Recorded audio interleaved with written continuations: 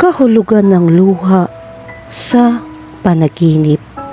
Ang panaginip tungkol sa luha ay may iba't ibang kahulugan. Ang mga luha ay maaaring kumatawan sa kalungkutan, kaligayahan at galit. Ang lahat ng ito ay konektado sa kung ano ang naramdaman mo noon. Ang mga luha sa panaginip ay laganap. Maraming tao ang nakakahanap ng luha sa kanilang mga mata kapag sila ay nagising. Ang mga luha sa isang panaginip ay mga palatandaan din na kailangan mong harapin ang mga problema tulad ng kalungkutan at panghihinayang. Ito ay nagpapakita na ikaw ay magkakaroon ng isang mahirap na buhay. Ang sandaling ito ay walang ihahatid sa iyo kundi sakit at kalungkutan. Kahit na sa huli, magkakaroon ka ng lakas upang malampasan ang lahat ng paghihirap. Ang kahulugan ng panaginip ng luha ay nagpapahiwatig na ngayon ay naiintindihan mo na ang aktwal na halaga ng buhay. Ang panaginip na ito ay nagpapakita na magkakaroon ka ng kaligayahan at kagalakan sa iyong buhay. Ito rin ay kumakatawan sa isang magandang senyales na natutunan mo ang isang aral tungkol sa karunungan at lakas na iyong nakukuha sa isang sitwasyon. Kahulugan ng panaginip tungkol sa luha ng iba. Ang kahulugan ng panaginip ng luha ng isang tao ay nagpapahiwatig na kailangan mong pag-aralan ang iyong pag-uugali sa lahat ng iyong nakikita. Makakatulong kung isasaalang-alang mo muli ang mga aksyon na iyong ginawa. Kung yan ang mga luha ng hindi mo kilala, ibig sabihin hindi tama ang ugali mo sa mga katrabaho. Kung nakikita mo ang luha ng isang babae, kailangan mong magpakita ng magalang na karakter at magsimulang mag-iwan ng mga bakas sa buhay ng ibang tao. Simbolo din ito ng taong mapagmahal. Malapit ka na magkaroon ng mga bagong kaibigan at magsaya kasama sila. Kung ang babae ay umiiyak habang tumatawa, ito ay nagpapahiwatig na ang kamatayan ng babae ay nalalapit na. Kahulugan ng panaginip tungkol sa luha ng dugo. Ang mga luha ng dugo sa isang panaginip ay mga palatandaan na kailangan mong lutasin ang iyong problema sa lalong madaling panahon. Ang dugo sa mga panaginip ay sumisimbolo sa enerhiya ng buhay at simbolo din ng kaligayahan at problema.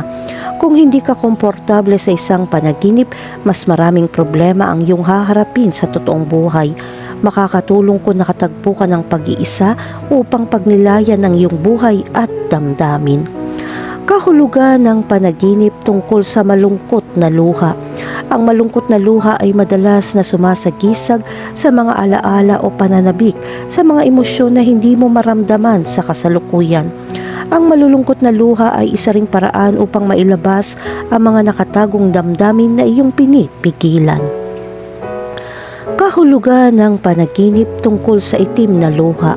Kung nanaginip ka ng itim na luha, sumisimbolo ito ng pagkawala ng isang bagay o isang taong malapit sa iyo.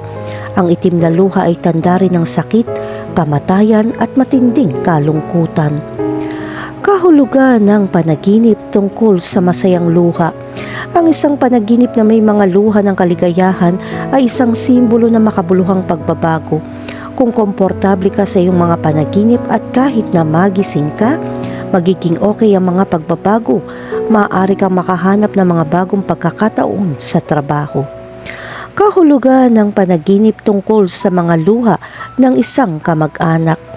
Kung nanaginip ka ng pagluha ng isang miyembro ng pamilya, ito ay nagpapakita na kailangan mong maghanda na mawalay magpakailanman sa isang kaibigan o miyembro ng pamilya na pinapahalagahan mo.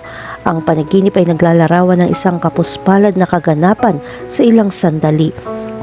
Kung isa sa kanila ang taong nakikita mo sa iyong panaginip, subukang maglaan ng mas maraming oras sa kanila.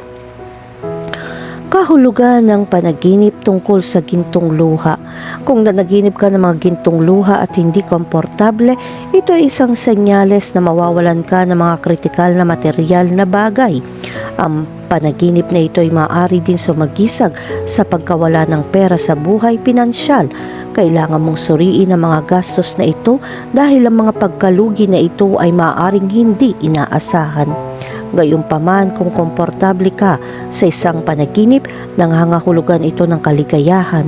Ang ginto sa pagluha ay simbolo ng kagalakan. Kahulugan ng dugo sa panaginip. Ang dugo ay may malakas na simbolo. Higit sa lahat, ito ay nakakabit sa buhay. Ito ay tumatakbo sa mga daluyan ng dugo na binomba ng puso. Isang kondisyon na nagpapahayag na matinding intimacy mula sa dugo kasama ng puso. Ang kahulugan ng panaginip ng dugo ay maaari magkaroon ng iba't ibang mga implikasyon at ito ay lubos na nakasalalay sa sitwasyon ng dugo sa mga panaginip. Sa maraming kultura, ang dugo ay kumakatawan sa buhay mismo. Ang nakakita ng dugo sa isang panaginip ay maaaring magpahiwatig ng sigla at kalusugan. Kung ang dugo sa iyong panaginip ay sariwa at pula, maaari ito maging isang magandang senyales ng iyong katawan at kaluluwa ay nasa mabuting kalusugan.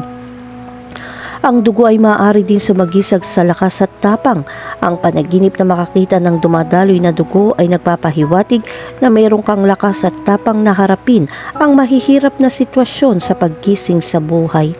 Ang mga panaginip tungkol sa dugo ay kadalasang nakakahimok. Kinakatawan nito ang buhay o ang mga pagkukulang nito. Inilalarawan din ito ng figura ng isang vampira na naging immortal at nabuhay ng libu-libong taon. Ang elementong ito ay isang mahalagang puwersa para sa buhay. Ang kulay ng dugo sa mga panaginip ay maaari din magbigay ng mga pahiwatig tungkol sa kahulugan ng mga panaginip. Ang dugo na kulay rosas o matingkad na pula ay maaaring kumakatawan sa buhay at sigla, habang ang dugo na maitim o itim ay maaaring magpahiwatig ng panganib. Ang pag-alam sa pinagmulan ng dugo ay mahalaga din para maunawaan ang kahulugan ng mga panaginip. Kung ang dugo ay nagmumula sa isang sugat sa iyong sarili, maaari ito magpahiwatig na nakakaramdam ka ng banta. Gayunpaman, kung ang dugo ay mula sa ibang tao, maaari itong magpahiwatig na matinding damdamin ng impantya o emosyonal na pagkakasangkot sa buhay ng isang tao. Ang mga panaginip ay mga imahe, sensasyon at mensahe na ipinahayag ng hindi malay, na kadalasan nagdadala ng mga nakababahalang kaisipan o nagdudulot sa atin ng kaunting emosyon. Ang kahulugan ng panaginip ay nakasalalay sa itsura ng panaginip at sensasyon ng nananaginip. May kaugnayan din ito sa iyong sitwasyon. Dahil dito, tiyak na bigyang kahulugan ang mga panaginip. Kailangan mong bigyang pansin ng mga detalye, ekspresyon at damdamin na mayroon ka habang natutulog. Kahulugan ng panaginip tungkol sa makakita ng maraming dugo. Ang panaginip ng dugo kung saan-saan ay senyales na nakakaranas ka ng isang sitwasyon na kinasasangkutan ng maraming tao. Napakaraming dugo ay nauugnay pa rin sa pagsasalin ng dugo mismo mula sa isang taong nangangailangan o nag-donate ng dugo. Ang panaginip na makakita ng maraming dugo ay maaaring magbunyag na kailangan mong maging kasangkot sa isang mas malaking daloy ng mga tao. Kahulugan ng panaginip tungkol sa pagdurugo. Kapag dumugo ka sa isang panaginip, nangangahulugan ito na nawalan ka ng lakas. Nangangahulugan din ito na pakiramdam mo ay ginagamit ka ng ibang tao na parang sinisip-sip nila ang iyong enerhiya. Ito ay isang simbolo ng pagkawala ng kontrol at kapangyarihan. Kahulugan ng panaginip tungkol sa dugo sa bibig. Ang panaginip ng dugo sa bibig ay tanda ng kabaitan, kahit na ito ay isang di umanong pinsala. Ito rin ay nagpapakita ng buhay, patnubay na pakiramdam mo ay buhay. Maaari ito maging isang sandali ng napakalaking sigla kung saan magkakaroon ka ng sapat na lakas upang harapin ang iyong mga hamon. Kung ang dugo ay dumadaloy sa bibig ng ibang tao, ito ay nagpapakita ng maruming pera, kaya mag-ingat na huwag masangkot sa isang negosyo na makakasakit sa iyo sa hinaharap. Kahulugan ng panaginip tungkol sa dugo ng regla. Ang panaginip ng menstrual blood o regla ay nagpapahiwatig ng pangangailangan para sa pag-renew sa ilang mga siklo ng buhay. Ngunit ipinapakita nito na bago mangyari ang anumang pag-update, kailangan mong linisin kung ano ang hindi na angkop para dito. Maaaring hindi kaaya-aya ang panaginip ng dugo ng pangregla, ngunit mayroon itong nagpapadalisay na kahulugan. Subukang pag-isipang muli ang iyong mga gawi dahil maaaring oras na para huminto sa paninigarilyo o pag-inom. Ang bagong ikot ng buhay na ito ay kailangan linisin sa iyong mga gawi. Kahulugan ng panaginip tungkol sa dugo ng ibang tao. Ang panaginip ng dugo ng ibang tao ay nagpapakita na maaaring may gustong sabihin sa iyo ang isang bagay. Kung sa isang panaginip ang taong ito ay isang estranghero, ito ay nagpapakita na kung sino ang gustong sabihin sa iyo ay maaaring mas malapit kaysa sa iyong iniisip. Kung kilala mo ang taong iyon, ito ay nagpapakita ng kabaliktaran. Marahil ay sasabihin sa iyo ng mga estranghero ang isang bagay na magiging perpekto para sa iyo. Kung ang ibang tao ay nagsusuka ng dugo, ito ay maaaring kumakatawan sa isang hindi inaasahang pinansyal na benepisyo. Kahulugan ng panaginip tungkol sa dugo ang ilong. Ang panaginip ng dugo sa iyong ilong ay may kaugnayan sa iyong isip. Marahil ay labis kang nag-aalala tungkol sa isang bagay. Marahil ay nagdududa o isang bagay na hindi mo matukoy at maipaliwanag. Ang sobrang pag-iisip ay maaaring magdulot ng pananakit ng ulo at dugo sa ilong na kinakatawan sa mga panaginip na nagpapahiwatig ng labis na trabaho. Subukang magpahinga at bigyan ng iyong sarili ng oras, gawin ng tama at magpahinga. Kahulugan ng panaginip tungkol sa dugo sa sahig. Ang panaginip na makakita ng dugo sa sahig ay nagpapakita na may isang bagay na hindi makatwiran sa iyo at sa mga taong kasama mo sa ilang partikular na sitwasyon. Maaari mong paghaluin ng mga kondisyon na hindi nababagay sa kasalukuyang konteksto. Subukang bigyan ng higit na pansin ang iyong sinasabi at ang mga tuntunin na karaniwan mong kailangan mula sa mga taong nakatira sa iyo. Kahulugan ng panaginip tungkol sa dugo ng hayop. Ang panaginip ng dugo ng hayop ay isang napakahalagang panaginip. Itinuturing natin ang mga hayop bilang dalisay na nilalang. Kung ikaw ay nanaginip na makakita ng dugo ng hayop, ito ay nagpapakita na ikaw ay namangha sa isang natatanging bagay. Magkakaroon ka ng pambihirang karanasan na magdaragdag sa iyo bilang isang tao.